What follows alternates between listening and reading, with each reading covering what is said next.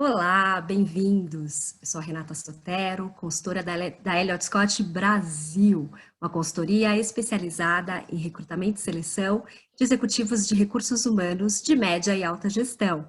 E esse é o nosso Café das 10. A ideia é aquela pausa para o cafezinho, para que a gente possa conversar sobre temas que sejam do seu interesse, que estejam acontecendo nesse momento. E o nosso tema de hoje é um tema que eu tenho certeza que interessa a muita gente. Vamos falar sobre remuneração, né? Remuneração nos tempos atuais, expectativas versus realidade. E a nossa convidada de hoje é a Valéria Fernandes, executiva de recursos humanos. Bem-vinda, Valéria. Oi, Renata, muito bom estar aqui com você. Bom dia a todos. Super legal essa oportunidade. Obrigada mais uma vez, Valéria. É um prazer tomar esse cafezinho com você. Vamos lá, Valéria. A pandemia chegou e causou muitas mudanças, né? E acho que uma das áreas que foi mais impactadas foi a área de remuneração, né? De que forma a pandemia ela alterou, ela impactou a área de remuneração e, da sua visão, qual será a nova realidade dessa área? Renata, olha, eu acho que a pandemia, né, essa quarentena que de repente a gente tem enfrentado, né, está vivendo ainda, ela tem impactado muito o mundo de negócios como um todo, né? E recursos humanos, talvez até mais do que outras áreas dentro das organizações. Por quê? Porque olha para pessoas, né? E são as pessoas que trazem os resultados, que constroem o futuro das organizações. Dentro de RH, eu acho que a área de remuneração, ela tem tido impacto e eu vejo esse impacto ele sendo maior gradativamente daqui para frente, né? Assim, só voltando um pouquinho, nós, dentro de recursos humanos, eu acho que as áreas já estavam revendo processos, políticas, o seu posicionamento dentro das organizações e as organizações repensando a sua forma de se organizar, de gerir pessoas. Mas a quarentena antecipou talvez o que aconteceria em 2, 3 anos para 2, 3 meses, né?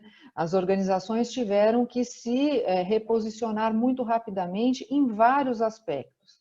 Mas um aspecto que eu considero que foi talvez o primeiro visível e que trouxe reflexões e, consequentemente, trará impactos também em remuneração, é a história do home office, ou trabalho à distância, o trabalho remoto, né? O que traz? Eu acho que vai muito além da história de você trabalhar fora do escritório, né, oficial, trabalhar da sua casa ou de outro lugar. Eu acho que ela traz um olhar sobre como é feita a gestão de pessoas.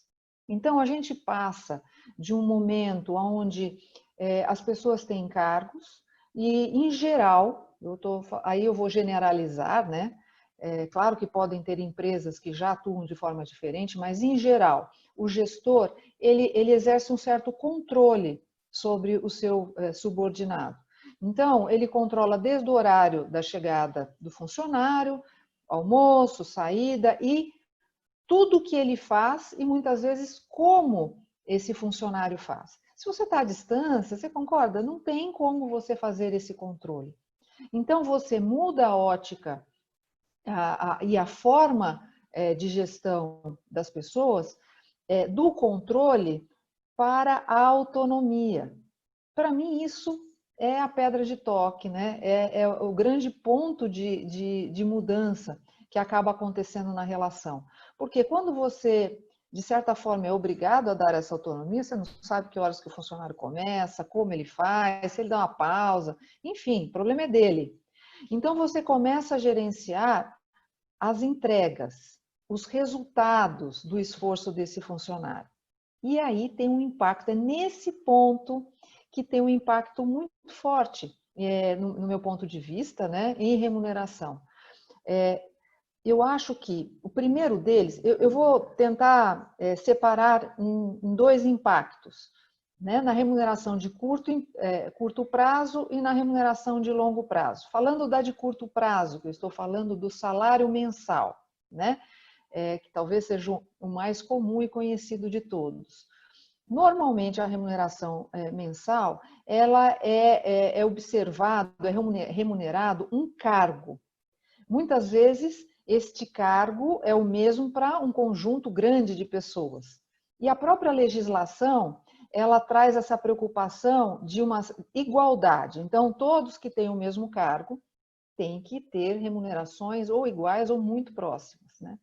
Eu acho que essa história de você gerenciar resultados e não mais a atividade exercida vai mudar muito tudo isso, né? Por quê?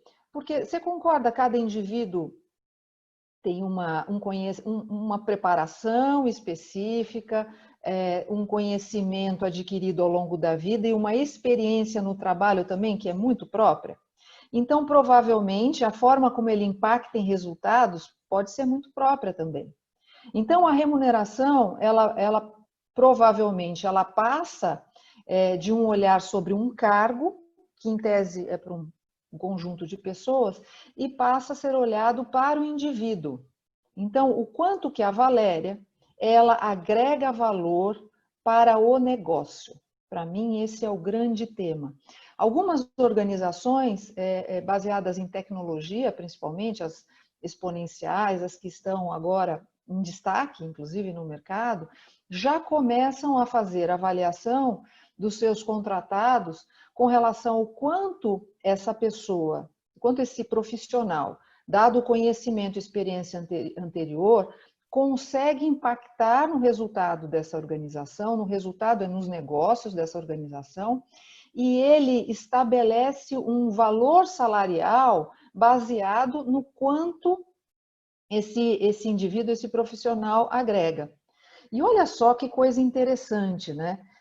Acaba sendo muito mais viável, não só para a organização, porque ela vai começar a olhar o profissional dentro da sua integralidade, o quanto ele de fato consegue agregar para o negócio, e para o indivíduo. Então você não tem... O cargo ele deixa de ser relevante. Eu sou um analista sênior, eu chego num horário, né, sento na minha mesa, faço a minha rotina e vou embora. Não, eu sou um profissional da organização, né, posso ter um cargo, isso faz parte, mas o que eu vou fazer hoje para agregar o valor que é esperado de mim? E aí a história da descrição de cargos, que ela é muito estática, né? Então, todas as empresas constantemente revisam as suas descrições de cargo e sempre, né, elas estão defasadas. Por quê? Porque as coisas são vivas, dinâmicas, né?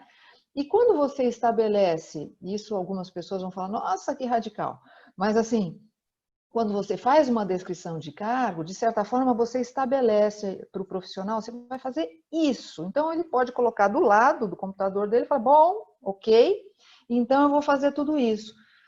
Só que ele pode fazer um resultado destacado, diferenciado, de um jeito diferente do que está na descrição de cargo. É isso que torna muitas vezes essa descrição defasada. Então você tolhe a capacidade de inovação, de criatividade deste profissional, né? Então, eu acho que tem excelentes aspectos para ambos os lados. E como é que vai rolar isso? Os cargos vão deixar de existir? Não, acho que nomenclaturas continuam existindo, mas eu vou trazer aqui uma provocação.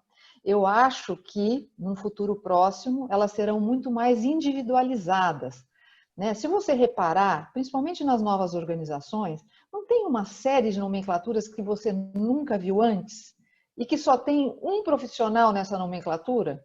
Eu acho que é a tendência da individualização, que faz com que você reconheça de fato qual é o potencial desse profissional. E aí, para recursos humanos, fica, e a área de remuneração, uma tarefa importante, que é trazer o valor desta remuneração que recompensará esse valor agregado. Aí tem realmente um grande desafio. Para concluir esse pedacinho, eu quero falar do longo prazo. Não é diferente disso, né? A questão do longo prazo muitas vezes traz impactos também mais de longo prazo na organização, impactos de projetos, impactos de temas diferenciados dentro da onde esse profissional agrega valor. Esses resultados também precisam ou vão começar a ser avaliados de uma maneira diferente. No meu ponto de vista, cada vez menos relacionado à atividade que o indivíduo faz, que o profissional faz, para o quanto ele consegue agregar valor para o negócio, ele consegue criar valor para o negócio. E quando eu chamo de criação de valor, eu estou falando da criação de valor de uma maneira mais holística, mais sistêmica. Então, eu vejo a remuneração de longo prazo, aquele impacto que agrega valor para a marca, que agrega valor para relacionamento com clientes, fornecedores, com o mercado em geral. Então, cada profissional tem sim, e de qualquer área, tem capacidade de ser avaliado no quanto ele constrói valor junto com a organização.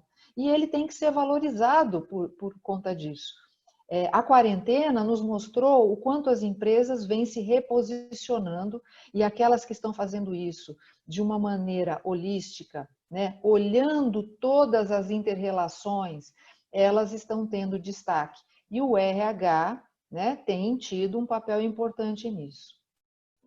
Muito então, eu creio interessante, sim que Valéria. haverá, só para concluir mais desculpa, eu creio sim haverá uma mudança muito grande de ótica dos dois lados, né?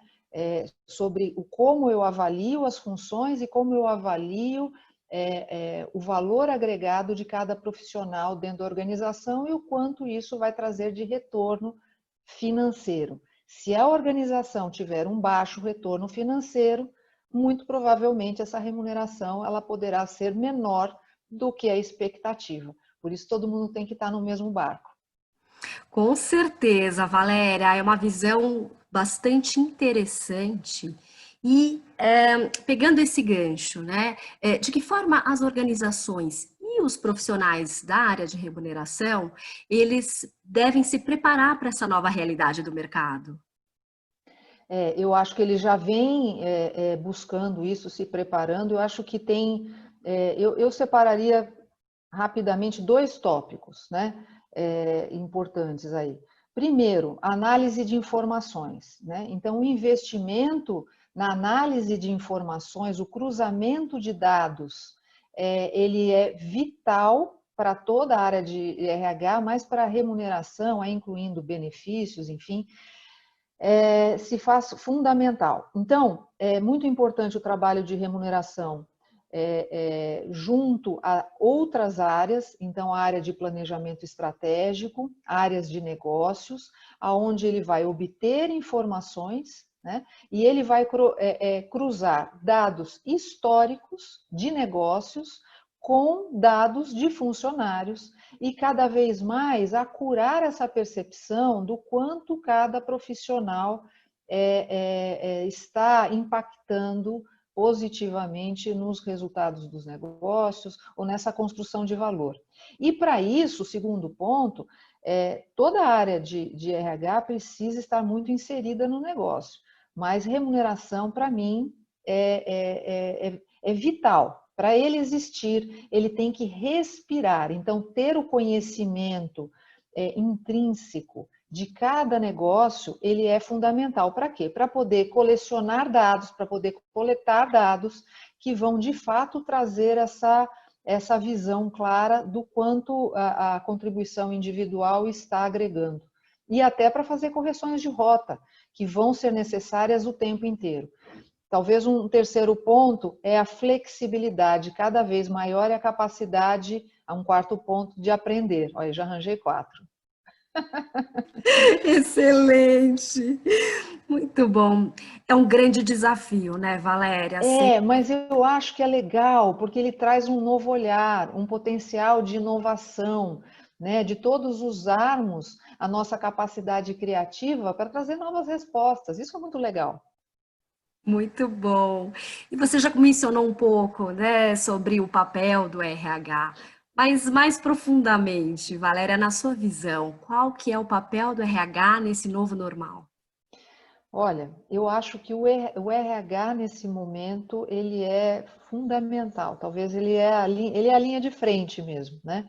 Mas eu acho que de agora e cada vez mais, né, para um futuro próximo, o RH ele tem que ter um olhar. Eu falei dessa palavra, eu vou voltar, né? Esse olhar integrador, esse olhar que considera todos os públicos e fatores envolvidos, o que é desafiador. Então, é importante, você tem que gerenciar a sua equipe e olhar a empresa, todos os funcionários, mas você tem que olhar todos os públicos.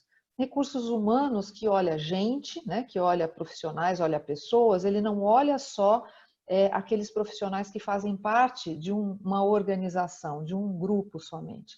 Então, ele tem que ajudar a empresa a pensar em como ela impacta, em como ela cria valor para todos os públicos, sendo eles clientes, fornecedores, simpatizantes da organização, públicos de outros países, mesmo se a empresa é nacional, né? Hoje, a potencialidade da informação, da disponibilidade da informação, traz uma exposição para as organizações que o olhar, a preocupação e o desenho, né, das políticas e práticas tem que considerar até aqueles públicos mais distantes, né? Como é que eu construo uma relação com o mercado para o futuro, pensando nos profissionais que ainda estão na escola. Olha, na escola ainda no ensino médio, que eu estou me Que ainda referindo, vão se ainda formar, vão né? se É tão tornar. Você informação. imagina esse público, é só um exemplo, né? Uhum. Esse público que ainda não escolheu a profissão, que talvez não tenha capacidade ainda de compra, né? De ter aí um serviço ou um produto dessa organização, mas pensá-los desde já, desde sempre, com certeza será fundamental para a construção dessa relação com a sociedade no futuro, em todos os aspectos, né? Eu acho que é fundamental. Traz complexidade, sim. Se falava muito até então de que o RH tinha que conhecer muito do negócio. Bom, nem vou mencionar sobre isso, né? Tem que conhecer muito sobre o negócio, tem que participar, sim, das decisões estratégicas, sim, né? Porque decisões estratégicas sempre envolverão pessoas, uma vez que organizações são feitas de pessoas. Mas eu coloco esse ingrediente adicional, que é não só pensar dentro, é pensar no mundo, o que é bastante coisa. Com certeza, Valéria, excelente. Quero agradecer a sua presença aqui. Eu que agradeço, muito gostoso e muito legal essa iniciativa de vocês. Parabéns. Obrigada, Valéria. Mais uma vez, pessoal, essa foi a Valéria Fernandes. Esse foi mais um Café das 10. Obrigada pela presença de vocês e até a próxima.